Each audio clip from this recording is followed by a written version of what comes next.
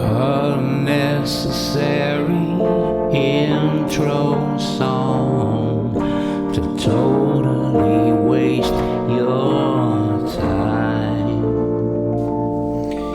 All right, I'm an asshole. I think I've mentioned that before, and I think you probably knew that without me mentioning it.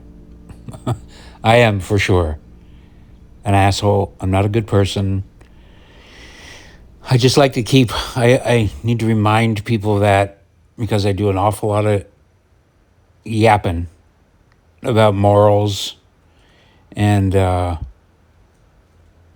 really shouldn't be talking about it at all. I really shouldn't. I just watched this. I hate watched about 4 videos from this guy named Tristan Sporn or something, but he's a young, greasy, just kind of gross-looking fella, effeminate, transy-looking, they-themy kind of fella on YouTube that is apparently an actor who had a role in Stranger Things, which I've never seen. Or I think I watched a couple episodes, and it didn't do anything for me, so I turned it off. But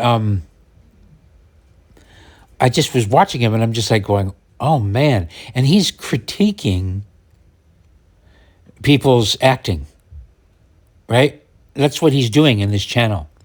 And the weird thing about it is that the entire time that he's just reacting and trying to talk to the audience, there's nobody you'll ever meet that seems more phony and fake and trying to act like he's conscious of every single facial expression and eye movement that he's doing. It's really, really uncomfortable. And he's sitting there and he's I've watched probably about 3 or 4 videos. I tend to hate watch things. It's really bad. I've done this a lot in my life where I abuse myself by imposing things that I don't like upon myself. It's a real problem. It really is. Like when I don't like something, it's like I feel bad that I don't like it. And like, okay, what's wrong with me? I need to get over this. And then I subject myself to it to try to find what's good about it. But what inevitably happens is it just makes me feel like shit about everything that I make. You know what I mean? Like if I listen to bad music, it makes me think all my music is bad. It makes me think that if I look at bad art, it makes me think all my art is bad. Because all I can see is just like, oh man, this is where they failed. And then I can pick out a little part where I've done the same thing. But anyway, it kind of is mind-boggling how the people who pursue a thing, especially like with acting, are oftentimes the very last people who should be doing it. And same with art of any kind. It's like the people that actually pursue it are usually much less adept at it or good at it than people who totally don't pursue it and do something else. And this is a perfect example of it. Like I can guarantee you, just go watch a couple of his videos. I can guarantee you that you could pick an average person up off the street and they would do a much better acting job than he will ever do in his whole life, right? And I don't know why. I don't know what kind of defect. And I'm not trying to say that he's a bad person or anything like that, but it is just so uncomfortable to watch somebody whose every move is in their mind as they do it. You know, like I think most people go through life and they're not aware of the movements they make. They're not really aware of the way they move their eyes or their face or their posture or whatever. It's just kind of a natural result of just them being them, you know? That's what I think most people are doing. That's why even the best actors, the very, very, very best actors don't compare to somebody not acting. Like you could take Marlon Brando and whoever you think is the best actor, and you can watch their performance, and then you can put it next to just some video of somebody that doesn't know they're being filmed, or a documentary interview or something. And the difference is just like, it's not even close. It really isn't even close. You might think it is. Like the standard changes. If you know you're watching a movie where somebody's acting, the bar, we think it's high, but it's actually really low.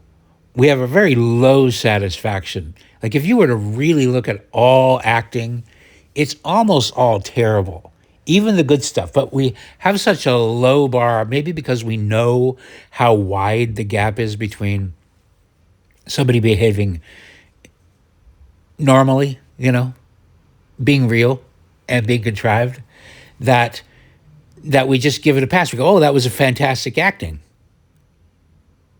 Acting being the key word. We know it's acting, sometimes it gets, like even in things like The Office or, these mockumentaries, I think people maybe, when people are improving, sometimes they get a little bit closer to seeming real. And maybe sometimes when, a scene is going on and you just kind of forget the camera's there. Maybe there's moments where it's like, but even then, again, it's acting. That's why we say good actor, But I think most people, if your average person, if you took them off the street and cast them to do some acting, and I've done a little bit of this, for little videos I've done or whatever. If I cast somebody that's an actor, it's just like, oh great, here we go, a bunch of acting. But if I just do somebody that hasn't done any acting, you can just say do this or do that, or pretend to do this and pretend to do that. And they're not trying to get an Oscar; they just do the thing, and it's fine. By the way, I'm a terrible actor. Like in drama in high school, I always won awards for my pantomimes and miming and funny monologues and being funny, in musicals on stage. If I could be bombastic and silly, that was completely fine, being retarded, no fear, whatever. But anytime I ever tried anything dramatic, I was just terrible, I could feel that I was terrible, You're up there doing it, and I become what I'm talking about, this guy. If I know that I'm supposed to be natural, if I know I'm supposed to act, I don't know. I don't consider comedy to be really acting. There's nothing that feels like acting when you're just doing stupid, silly characters and being funny and being weird. I guess it is acting, but it's like over the top, it's silly, there's no real need to express vulnerability, even though it is vulnerable. Nobody's more vulnerable than a stand-up comic. He's got one job, to make you laugh. If he doesn't make you laugh, he fails miserably in front of a whole bunch of people, So there's the stakes are very high, but I don't know. It seems different than just trying to, I don't know, pull on somebody's heartstrings in a acting way. I can tell a story, like in Sunday school. I can tell an emotional story, but not if I'm having to act. You can tell a story and the actual story can come out of your face and you can remember it, and it can be moving for you. It can be moving for the audience, but there's no acting involved. But as soon as for me, as soon as I have to act, then it's like I relate with what I watched of this guy, where all of a sudden if you're thinking about where your arm is or your hand is or whether or not you should turn, it's just like you're probably a bad actor. I don't know, because I don't know how good actors do it. I've never been in a good actor's brain, so I don't know what they're doing. I mean, philosophically, it seems like it should be easy, right? It seems like it should be easy to get up there and just be dramatic and overdo things, because that's another thing that I've noticed. The the people that are considered to be good actors are really overdoing it. They're really overdoing it compared to what reality is. You watch Leonardo DiCaprio screaming and yelling and bulging the veins out of his face. I mean, that happens to us in real life, but it's really over the top. De Niro, same thing, just exaggerated expressions. You're very rare. If you meet, let's just put it this way, if you ever met somebody that acted like any character you know from a movie in true life, you would be like, hey, come on, knock it off. Drop the act. Stop it. You're acting. And there have been people that I've met that way, like that. And sometimes I'm confused by them. Like sometimes you'll meet somebody from New York and they'll have a thick New York accent and they'll have all the other mannerisms and stuff. And I just think, can this be real? Is this a real person? You know, they got to be conscious of the fact that they're moving the way that they're moving. I don't know. But anyway, the point that when I picked up this recorder to record this is because I don't know why inauthenticity bothers me so much, but it really does. I don't know why I zero in on it. I don't know if other people zero in on it to the degree that I do, but as soon as I notice somebody being inauthentic, I feel this overwhelming need to be mean and cruel to them almost. You know, it does kind of border on cruel. I definitely want to be honest with them. I tell people this all the time. Like I've had people in my life, many people in my life that have pursued friendship with me. And when I sense them being manipulative or actory or inauthentic in any way, I'm just like, I'm just like, would you knock it off? Why are you acting like that? Just stop acting like that, please. You know, like people that will, this is the worst one. It's like, I think it's good to be a good laugher. It's good to laugh, you know? It's good to be free with your laughs. I think it's probably good. I'm not that free with my laughter. I'm that asshole that goes to the comedy club and is not ready to laugh. You know, I'm just like, fuck you for trying to make me laugh. And I sit there and I don't know, I try to hold it in. And, you know, at that point when they do make me laugh, then it's real. It's well earned, you know, because I tried not to laugh, you know.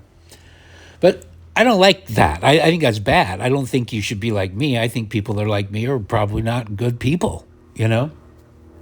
So, but then there's the people that I find, and this happens too much in my life, it's like, this is how I talk with anybody. You know, the way I talk into this recorder, what you see is what you get with me, no matter what. And again, I think it's probably because I don't really have the ability to act. And I certainly don't have the desire, you know. The only difference would be is like, if I'm with a bunch of people, I might climb up and I'm a grinner. I will grin, you know, and just be like, if I feel uncomfortable, if I feel trapped in a situation, I'll grin, which is terrible because it's kind of weirdly invites people in to talk to you. And really, I'm just like, oh, get me the fuck out of here, you know? But anyway, so if I do happen to get into a situation where I can speak as freely with somebody in real life, face to face, as I am right here into this recording, which is rare, by the way. It's actually rare, which is, you know, going out to a bar, going to a wedding, what's a social function, going to a job, or when do you have a chance to sit down and really dig into a topic, you know, whatever. And that's what I like to do. This is why I don't go to parties. And even when people invite me and they want me to come, I spare them my presence because I have very little ability to not just, I hate chit chat. Oh, like it feels like murder to me. Just Oh, what are you doing? Oh, isn't that nice? Oh, how are you? How are you? How are you? How are you? Are you fucking kidding me? How are you? You don't want the answer to that question of how am I, because you're not even being specific about what. How am I about what? Name a topic. Anyway, like I said, I'm an asshole. But so just the idea that I'll even get into a social situation where I'm able to have this kind of thought and dialogue is rare. It happens. It happens sometimes. Sometimes I find somebody who is willing to go back and forth with this kind of dialogue and this kind of thought and this kind of thinking about any kind of subject, diving deep into something. And sometimes it's great because there'll be a person that will be there and they'll be like right there and hooked into the thing. And they'll be communicating back and forth and just digging in, and conversation goes well. But then there's most of the time is that I'll start talking like me about things that I want to talk about. And I guess you might want to call it nervous laughter. There was this internet friend that would call me all the time for about a year. Just a guy, I never met him in true life, or I did, but I didn't remember it. He was like a guy that followed my art or whatever, and we had mutual friends. But anyway, I liked him. He was a nice guy. But, and look, if somebody pursues friendship with me, I'm going to answer the phone because I feel terrible if I don't. You know what I mean? If somebody likes me, I'm going to feel badly, and I will. Let's just put it this way: most of my friends are my friends because they they do the work and they upkeep me. Again, I'm a bad person, but he had this chronic always laughing thing. Like everything that I would say was somehow supposed to be funny or whatever. And I was always just like, why the fuck are you laughing? Can you just shut up? This isn't, you're laughing about something that's not funny. I don't know. I don't know. But it seemed inauthentic, And to me, I've already made a fucking recording about this stupid topic, repeating myself, but few things in the world are more disconcerting and annoying than phony laughter. Okay, so this is interesting because I use podcasts to basically fall asleep at night, I don't use them to fall asleep. It's just that, like, I don't know why, but I just, when it's time to go to sleep, I just turn on a podcast, and usually it's David Spade and Dana Carvey, because those guys are just genuinely funny, and they are genuinely laughing at each other. You know what I mean? And pleasant people. But I don't know what it is about, and I want to listen to Theo Von, but okay, so here's the thing, is when I'm falling asleep to David Spade and Dana Carvey, there's no problem. I fall asleep. Literally, I get 5 minutes into a podcast, I'm asleep. Like one episode will last me 10 days of falling asleep because I'll listen to it for 5 minutes and I'm out, But not with people like Theo Von. For whatever reason, I like Theo Von, but if I fall asleep during a Theo Von, I get woken up. His laugh and his guest's laugh just wake me up, and I think, and in my little dazedness, when I'm being woken up, it's because it doesn't sound real. It sounds like, and I think Theo Von does that. He's a laugher. He laughs and he is. I don't know. I think he thinks he's putting people at ease. But I don't know. A little tinge of fake laughter. It's just like, ugh, drives me nuts. I don't know. Anyway, back to this. It's the acting. It's just one of the things that's hard about watching somebody acting for me, and this is again another reason why I'm probably a bad person, is because it reminds me of their pain, and I'm such a selfish bastard. I don't want to be telling myself this terrible story. It's the same reason why I could never go to strip clubs. People would ask me to go to a strip club. There's always, if you're hanging out with rock stars, or it doesn't matter, San Francisco, you're always going to be, you go to somebody's birthday party, even the lesbians or whatever, and everybody thinks it's fun. Let's go to a strip club. It's campy, it's crazy. I'm like, oh God. And usually I would figure out an excuse to just kind of do a French exit, Irish goodbye or whatever they call it, sneak away. But sometimes you don't want to be the fuddy-duddy, you know? So I've been to strip clubs probably about less than 10 times in my life. Probably maybe 1, 2, 3, 4, 5, 6. 6 is what I'm coming up with right now. And I think that's probably about right. Because why would you forget? If you don't do something a lot, you don't remember it. I mean, you don't forget it. But every time I've gone, it's just like the phoniness, obviously, everybody's acting, pretend acting to be a stripper because they want your money. That's exactly what they want.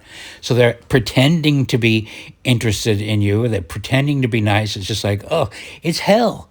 It's absolute nightmare. Nothing could be worse than a strip club for a guy like me, because everybody's on. Everybody, including the patrons. The patrons are all acting like, oh, you're beautiful, darling. Oh, but everything is so phony.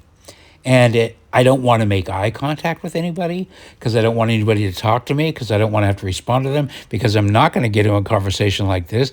And if you are, the person that's going to allow you to get into it is probably not going to be wearing a shirt, and they're only going to be getting into it because they are hoping for some money to come out of your pocket, But it's not just that. It's not just that. I have a tendency to immediately start imagining the dark stories that landed these people in that environment, including my own, but mostly not. Mostly I'll see a stripper, and they'll be on stage twirling around or walking around without their shirt on, and the leering customers and the fake and the lesbians that are pretending that that's what they have to do to have fun, and I don't know. My mind descends into terrible stories of terrible upbringings, missing fathers, missing mothers, abuse. You know what I mean? It's like the last thing in the world. I mean, if you're going out of the town, you're supposed to be having fun. That's misery. It's like misery is a strip club. I truly do not understand it. I don't understand the allure. I don't understand even for men. Like, why would they want to go have a boner with a stranger? That doesn't make any sense. None of it makes any sense to me. But again, it's rooted in the phoniness. And I've been in relationships with people, not to get too graphic, but I'm sure, I don't know. A lot of guys, if you're lucky, you haven't been with lots of people, If you're lucky, you fell in love in high school and married your high school sweetheart and you're still married to her. And you haven't had to have lots of intimate experience with different people. But let me tell you, there's a lot of, when you get sucked into the wrong hole, pardon the pun, when you go down the wrong roads, wrong rabbit holes, and you start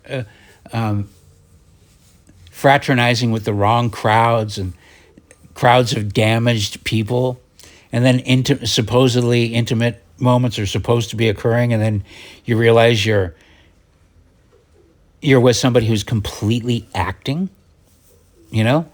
They're saying and doing things that they think they're supposed to say and do.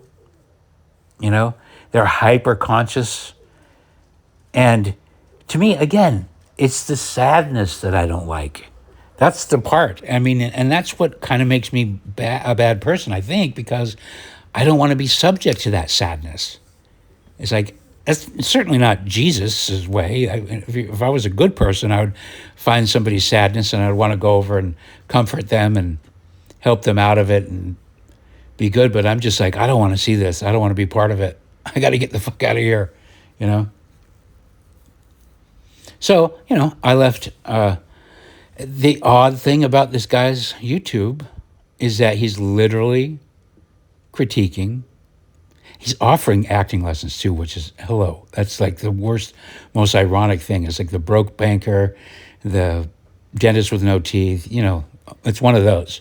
This bad actor who has not a natural moment. There's not a single frame of any of the videos that he's posted where he seems like a real, honest, normal person that you could believe and trust.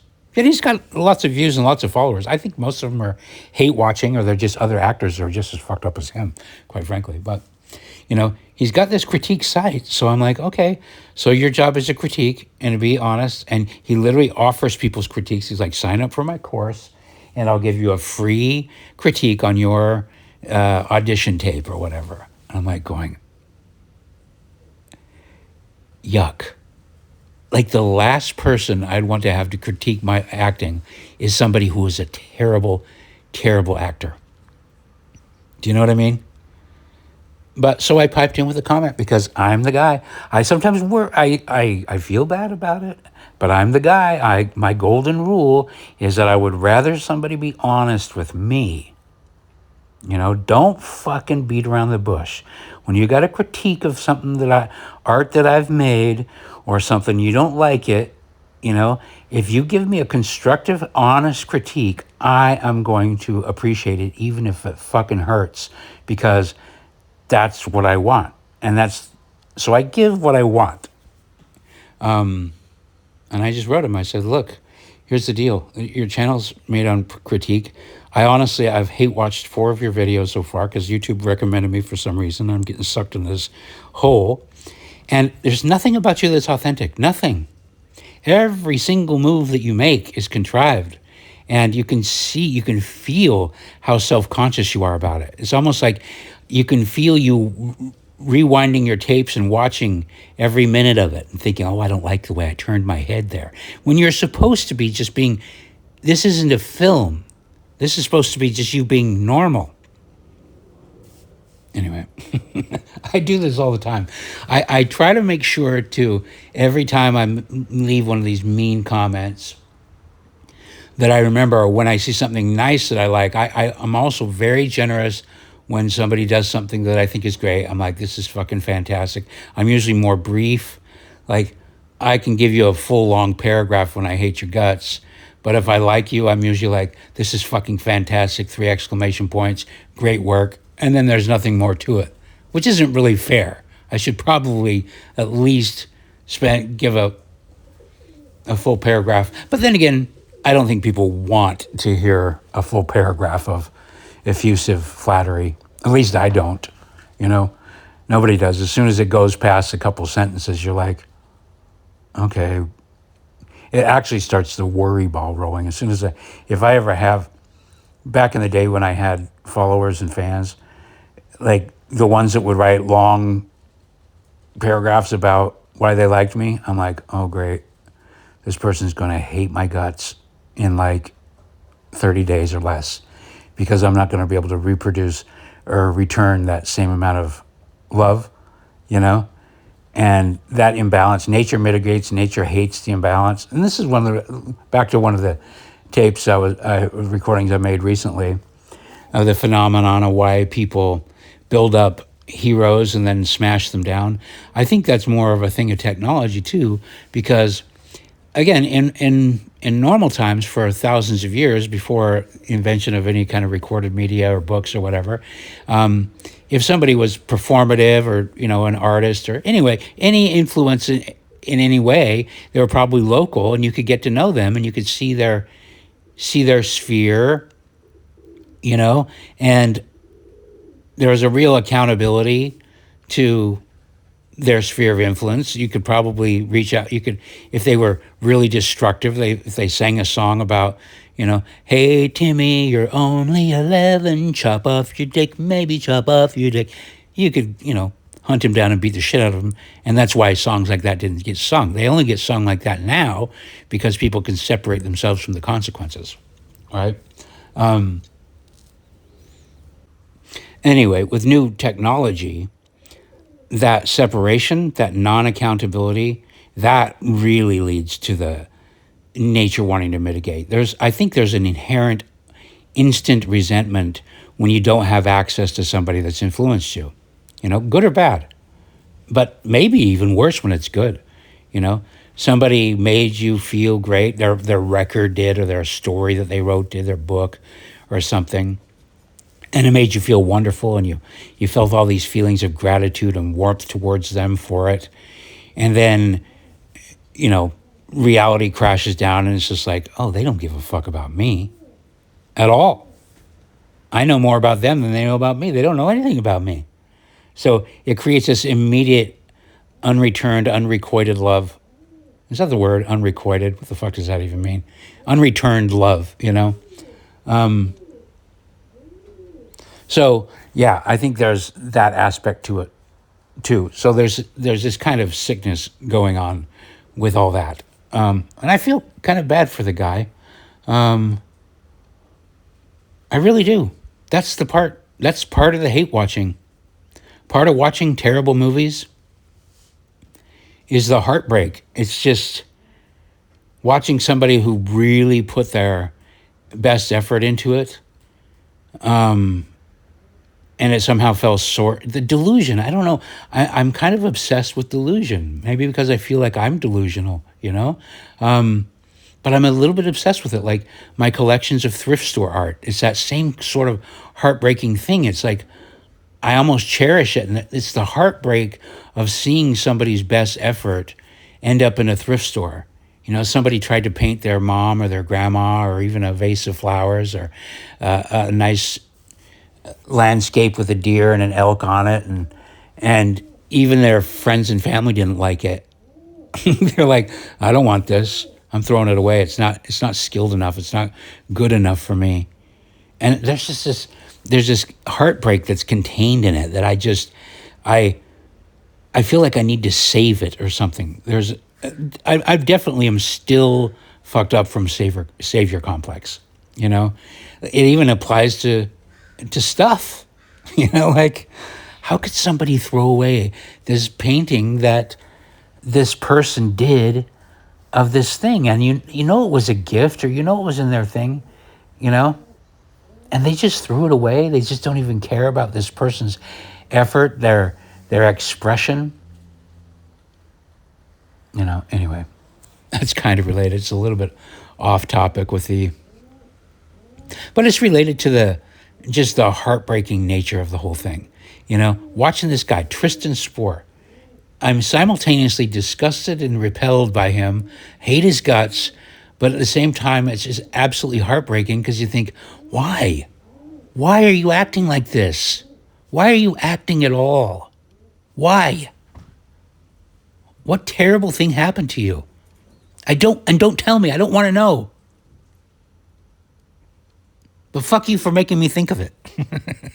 Fuck you for making me think of the fucking pain and the void and the emptiness that must have led you to being an absolute 100% total phony.